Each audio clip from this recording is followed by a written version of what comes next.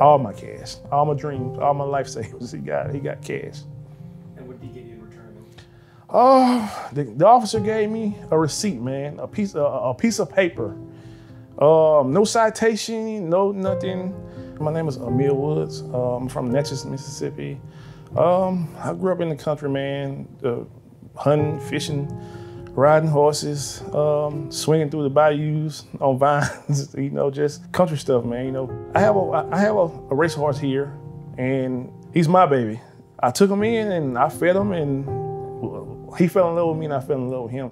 Along with raising racehorses, Emil hosts barbecues at his home, works construction, and drives tractor trailers.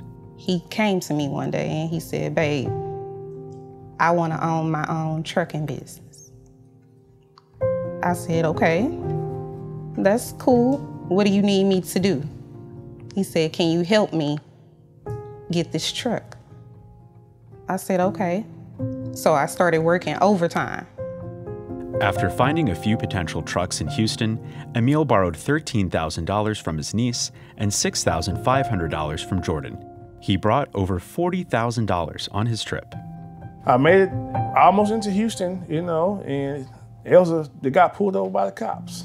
Why? What's wrong? His initial answer was I was following too close behind a box truck. He asked me to have drugs and cash. I told him, "No, sir, I don't do drugs. I have no drugs." But he was like, "Do you have any cash or maybe a large sum of cash with you?" So I'm like, "Yeah, I have cash." The normal questions and stuff like that, it wasn't there. He was just focused on one thing, and that one thing was cash. After so long, when he got what he wanted, he let me go. The officer seized $41,680 from Emil. He was not arrested for, charged with, or convicted of any crime. Calling Jordan, telling her about what happened, I was at a loss for words. I really, I choked up, I worked hard for that money. There are days that I didn't even want to go to work because I'm tired. And to just have it taken with no explanation, it's terrible. How do you start over? All of my drive, all of my motivation, everything was gone. All I can think about was everything we saved up, and it's hard. Ameal and Jordan are not the only victims of policing for profit. Between 2018 and 2020, law enforcement across Texas added $135 million to their budgets through seizures and forfeitures. More than $37 million of that went to salaries and overtime paid directly to the people who decide whether to seize and forfeit property.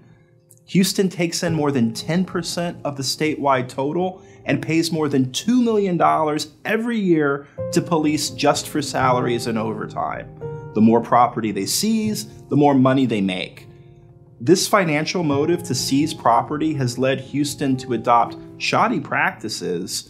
One example, Houston forfeiture petitions rely on a form affidavit, that's a sworn written statement, that uses cut and paste language. The process is an assembly line to push through as many forfeitures as possible. Their evidence of probable cause is often a dog responding to the odor of drugs after money has already been seized. Houston's practices violate the Texas Constitution. That is why Ameal and Jordan are fighting back with a class action lawsuit. Fighting for myself, I'm fighting for others. I'm fighting for everybody it happened to in the past, and I'm fighting for my dream. I want it back. I want it back. Cash is not a crime for no one.